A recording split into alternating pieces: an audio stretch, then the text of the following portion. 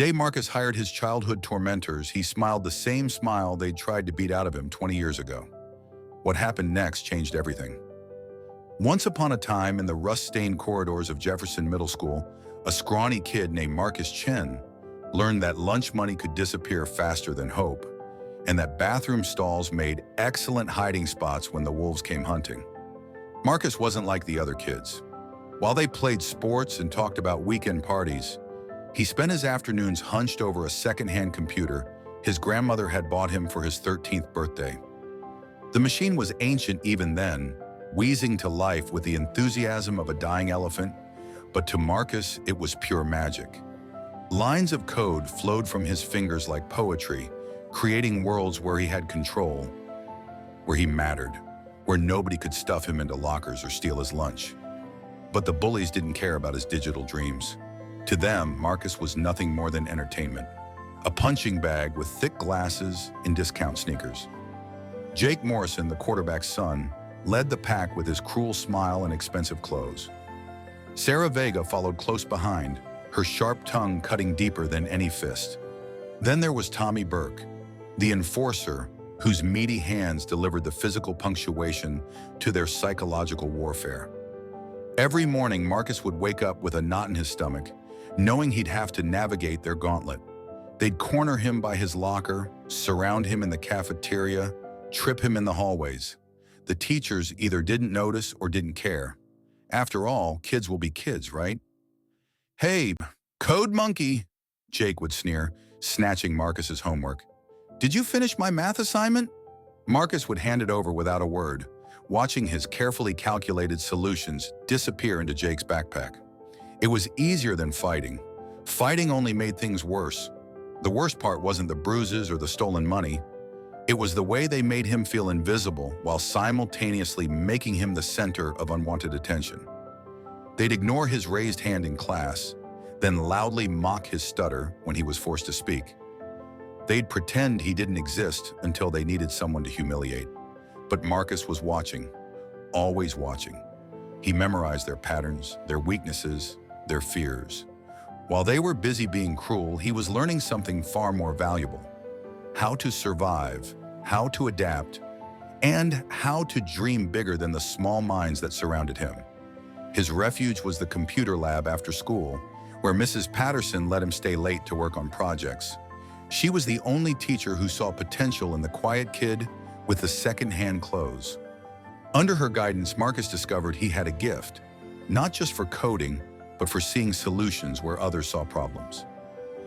"You know, Marcus," Mrs. Patterson said one evening as she locked up the lab, "brilliance isn't about being the loudest voice in the room. Sometimes it's about being the one who's still working when everyone else has gone home." Those words became his mantra through the dark years of high school, where the bullying continued but his skills grew stronger. While Jake partied and Sarah gossiped and Tommy repeated his junior year twice, Marcus was building something extraordinary. He wasn't just learning to code, he was learning to create the future. College brought blessed anonymity. Marcus threw himself into his studies with the intensity of someone who knew this was his chance. He barely slept, surviving on energy drinks and determination. While his classmates were pledging fraternities, he was developing algorithms. While they were posting on social media, he was building the foundation of what would become his empire.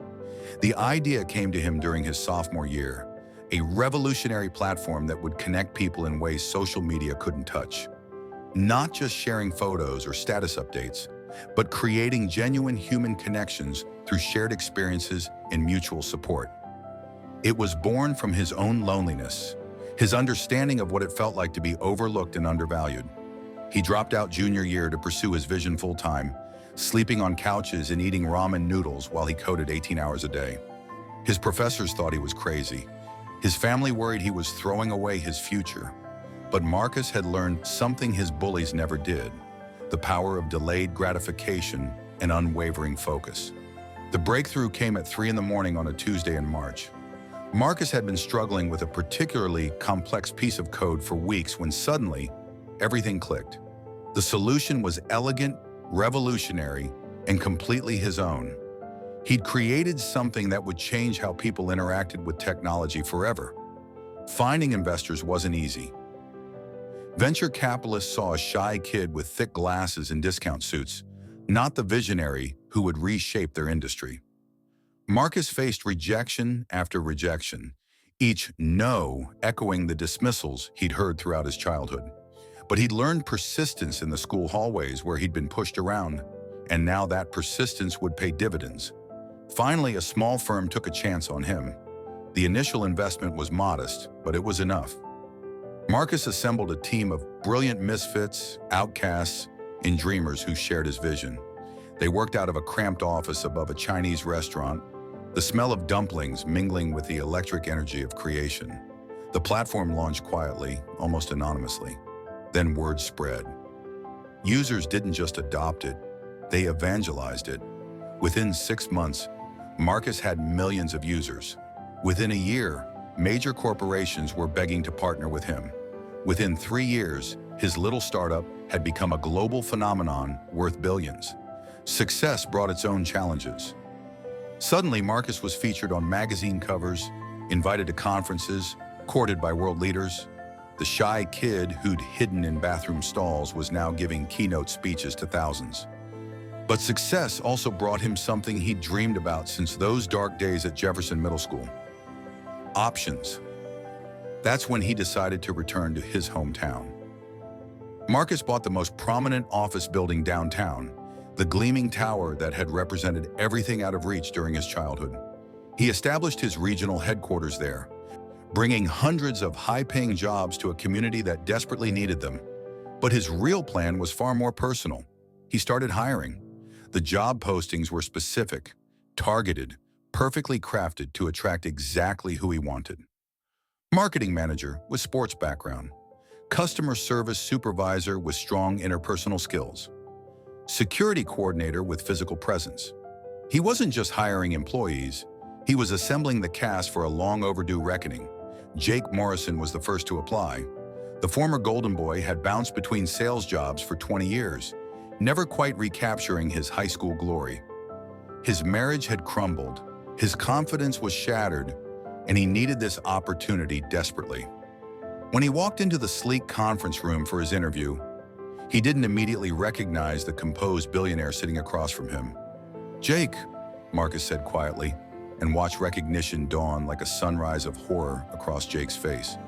Sarah Vega came next, her sharp tongue now dulled by 2 decades of disappointment and broken dreams. She'd never found a career that satisfied her, never achieved the success she'd felt entitled to in high school. She needed this job, needed the validation, needed to matter again. Tommy Burke was the most desperate of all. A series of bad decisions and worse luck had left him barely scraping by, his physical strength useless in an economy that valued brains over brawn. When Marcus offered him a position as security coordinator with a salary triple what he'd ever made, Tommy didn't hesitate to accept. For 3 months, Marcus watched his former tormentors work under his authority. He saw them struggle with technology they didn't understand, policies they couldn't grasp, a corporate culture built on respect and collaboration, concepts foreign to their nature. He observed their confusion as they tried to figure out why their wealthy boss seemed so familiar, why he sometimes looked at them with that unreadable expression. But Marcus wasn't interested in petty revenge. Something more profound was taking shape in his mind, a plan that would teach them what he'd learned in those lonely years, the power of genuine transformation. The revelation came during the quarterly all-hands meeting. Marcus stood before his employees, his former bullies sitting in the front row, and told his story. He spoke about the scared kid who'd been pushed around, the lonely teenager who'd found refuge in code, the determined young man who'd built an empire from nothing but determination and dreams. "Some of you might recognize yourself in this story," Marcus said, his voice carrying the quiet authority of someone who'd found his power. "You might remember being the ones who taught me that words can hurt, that cruelty can crush spirits, that power can corrupt even children." The room was silent as Jake, Sarah, and Tommy realized they'd been working for the kid they'd tormented, succeeding under the leadership of someone they'd tried to break. But Marcus wasn't finished.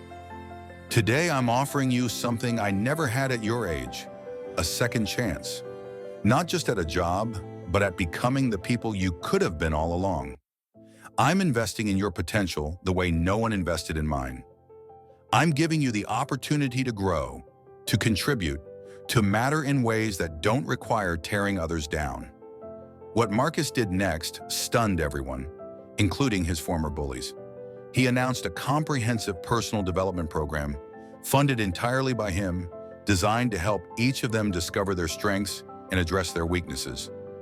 Professional coaching, educational opportunities, therapy if they wanted it, everything they needed to become better versions of themselves. The transformation wasn't immediate. Jake struggled with his ego, Sarah battled her instinct to tear others down, and Tommy grappled with years of anger and frustration. But Marcus was patient, providing guidance without judgment, support without conditions. He'd learned to play the long game. Slowly, remarkably, they began to change. Jake discovered he had a gift for mentoring younger employees, his competitive spirit channeled into helping others succeed. Sarah's sharp intellect, once used as a weapon, became a tool for solving complex problems and building bridges. Tommy's protective instincts found purpose in creating safe, inclusive environments for all employees. The story spread throughout the business community, then the media, then the world.